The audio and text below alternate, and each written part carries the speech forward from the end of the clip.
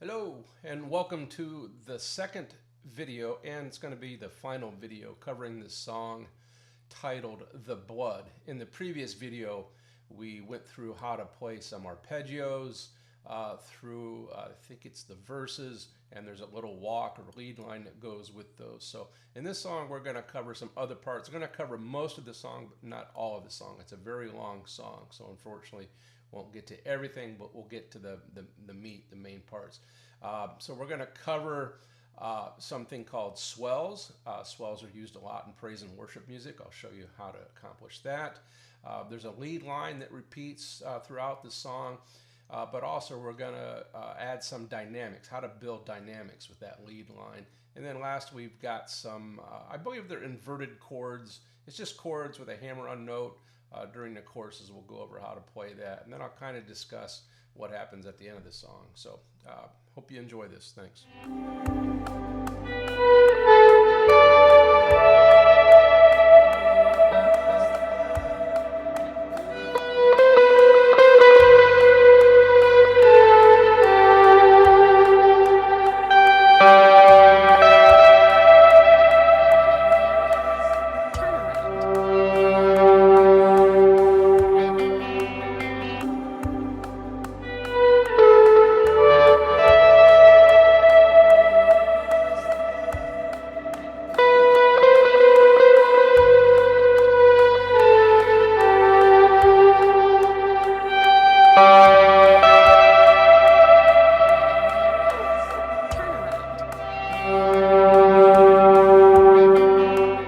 Let's talk about the part I just played. I actually played it twice, and it occurs during a chorus, and it incorporates a technique that I'm going to call swells. And it goes pretty quick. We could skip over this and probably not miss it, but swells are very common in praise and worship music, so I want to go over some of the main components. One of the things we're doing is we're using a volume pedal.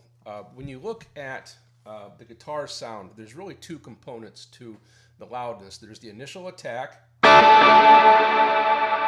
then there's the sustain. I'm using a volume pedal so that there's no volume during the attack, and all I'm getting is the sustain part. So you end up with something like this.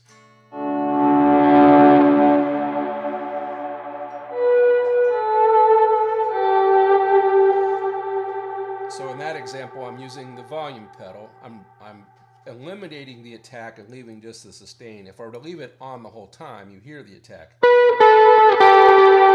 That's with the volume pedal all the way engaged, all the way open, and this is, I'm going to remove the attack.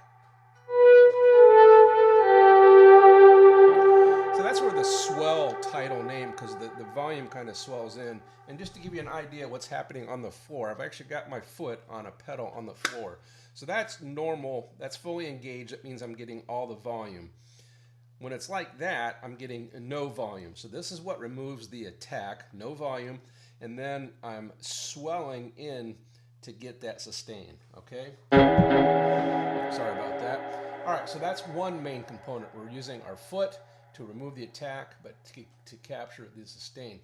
Another component of this sound is we're using a fair amount of reverb. Now reverb it's the reflection off the walls, or if you're in a cave or a concert hall or whatever, it's those reflected sounds that you hear. So the reverb has a tendency to compete with the dry sound, and it can kind of bury the dry sound, and you can use that to your advantage. So the other thing that reverb does, because it's reflections, it adds sustain that wouldn't normally be there. So I'm going to play two examples. I'm going to use a dry tone. This is a dry tone. Now there's a delay there, so it kind of sustains. Now this is the swell tone. Notice it's going to carry on for quite a while because it's the reflections and the swell.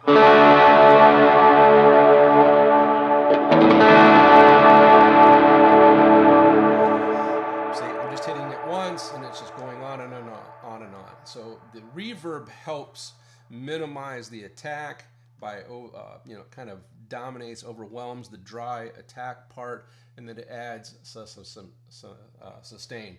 And then a final component is, because we're removing the attack is often the loudest part.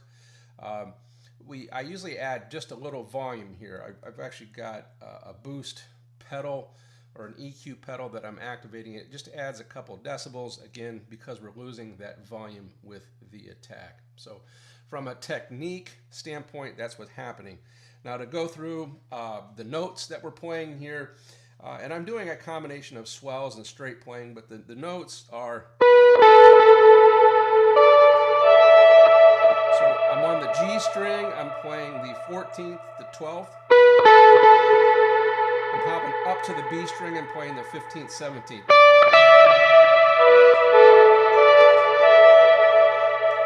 So when I played at that time, I used my foot pedal to swell in the nose. All right, the next section is this.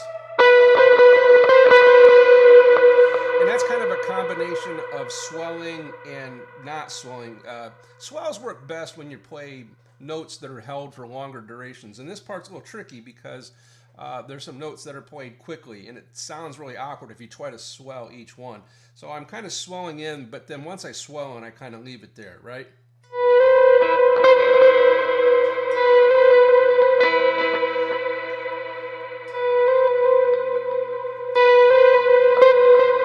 All right, that's the second part. The third section, we're just doing a walk on the G string. We're doing the 16th, 14th, 12th fret. All right. And then the next section, I'm swelling in. I'm doing 15th fret on the E, 15th fret on the B, and then 17th fret on the B.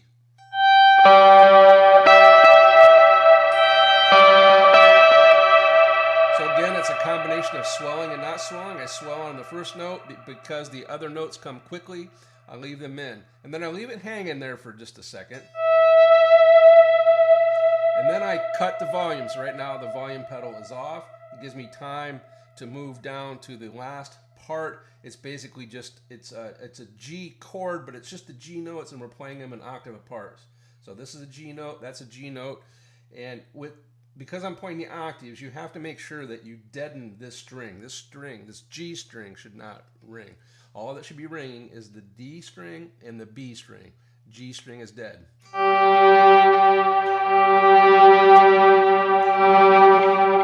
right, putting that all together one last time.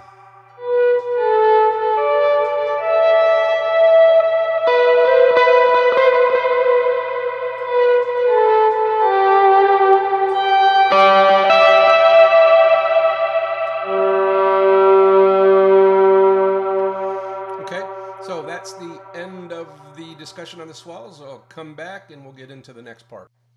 Okay, this next section happens during an interlude and during the bridges.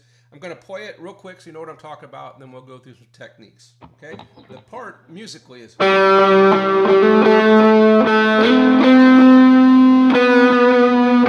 then they go up an octave.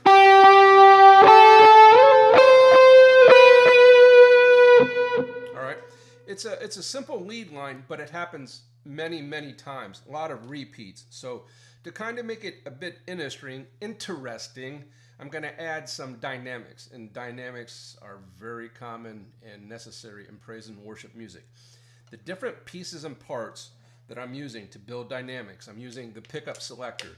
The middle position, or the middle, I'm using a combination of both of these. It's not quite as bright, it doesn't cut through the mix as well, and it tends to be a bit softer. So we're going to start in the middle. I'm also going to roll the volume knob back a little bit, and then as I repeat it, I'll slowly adjust the volume knob up a little each time until we get to full volume. All right. Once we're at full volume, then I'll switch pickups and I'll go to just the bridge pickup only. It tends to be brighter and cuts through the mix a bit more, so it's like a perceived change in loudness. You can't see it, but on the floor I've got some pedals. I start at where I call gain stage 1. It's maybe one overdrive pedal, and then I'll go to a gain stage 2, where I'm adding another overdrive pedal. So we've got all these techniques. Like I said before, we're going up an octave. That adds dynamic or intensity. And then finally, I'm changing the way I pick. I'm picking harder, making more volume, and I'm also changing the frequency of the notes. Like I'm going from like a quarter note to an eighth note, so it kind of builds the intensity. So I'm not going to play the entire thing. Like I said, it's very repetitive, but I do want to hit the main parts where I use those different techniques to build the dynamic. So let's get things reset. I'm on gauge stage 1. I've got my middle position. I've got the volume rolled back a little bit, and then we're going to play the lower octave first, and I'll kind of tell you what I'm doing when I'm doing it, right?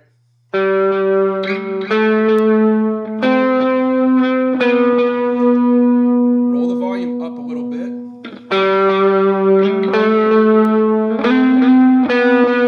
A little more volume.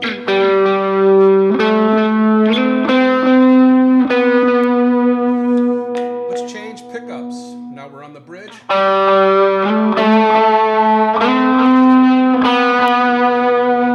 Let's jump up an octave.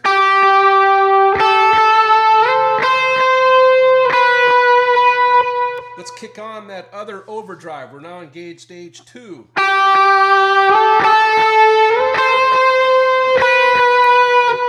Let's intensify the picking.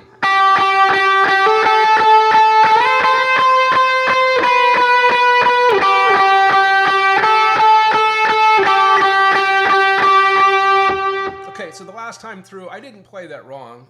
The recording, what they do, the very last time you're in a bridge and you're about to go into the chorus, they just play an alternate ending. Instead of walking all the way up,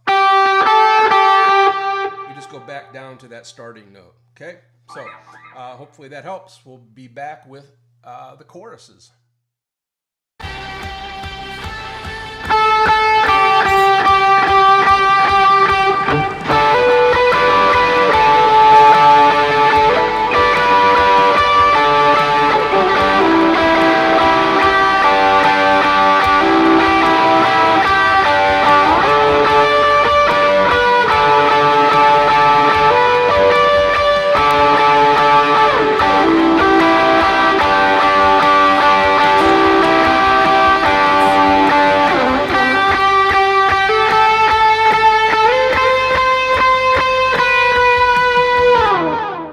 Okay, let's talk through that section. I started at the end of the bridge. Remember, it had that alternate ending.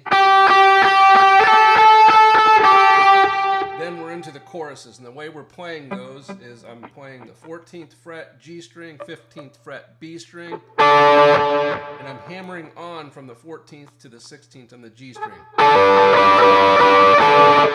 then I'm pulling it back off. Hammer on, and then pull off.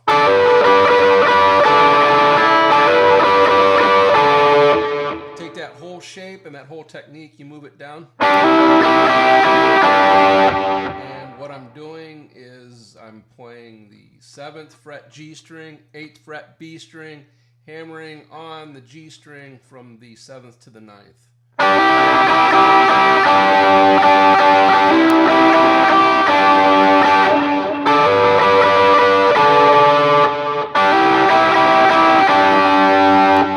What you heard at the end, we're going back into another bridge with that same lead hook that we covered previously.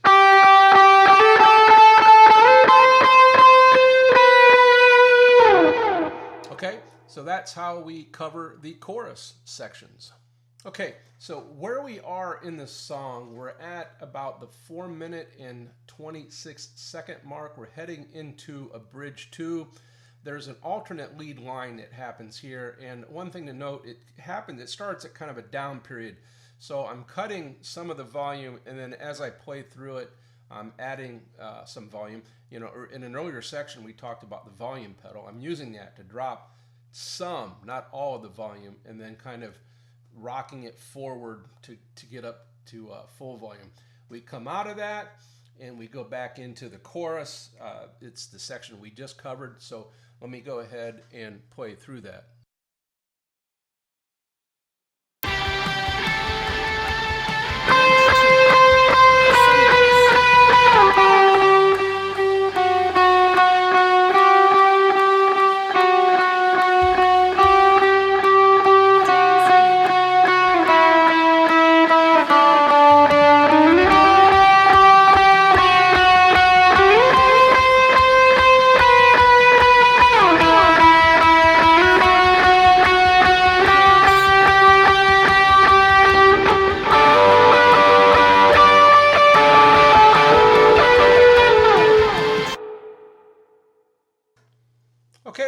so that's the it's that alternate part, the alternate lead line. Let's talk through that. Again, started out kind of quiet, rolled back the volume a little bit, and then gradually brought it up. But musically, it's just we're going between these two notes, the B string, 8th, 7th,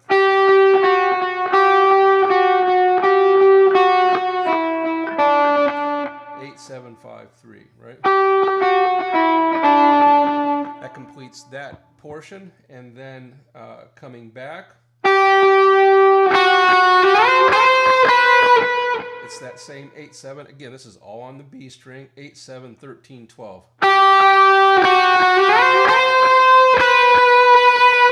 That's the second part, and then the third and final part is we drop down to the 5th fret. We just do a quick walk.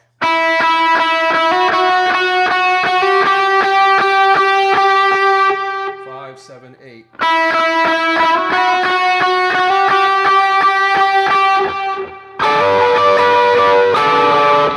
And it concludes, that's the end of the bridge. It concludes, we're going back to the chorus. This is the second time we're using this. Okay, we got one thing to talk about, and then we'll wrap it up. See you in a minute. Okay, just a few final comments here at the end of the song. I've taken you through all the pieces and parts. It gets us to about the 6-minute 10 mark. There's actually an extended ending, and it goes on another couple minutes. The video is already too long, and it's just, I don't want to make it any longer than it already is. So, but what it is, it's a lot of improv and free form. It's reusing some of the pieces and parts from earlier sections. It's got variations of the melody. There's the bridge, walk. There's a little bit of the arpeggio. So it's just a mismatch of stuff. So I'm just not going to go through it in detail, but I just want you to know that that extended ending is there. That's where you can use some liberty as an artist to kind of, feel your way through what they're doing. So anyways, it's been quite the journey. I've enjoyed it. I hope it's been very helpful. God bless and take care.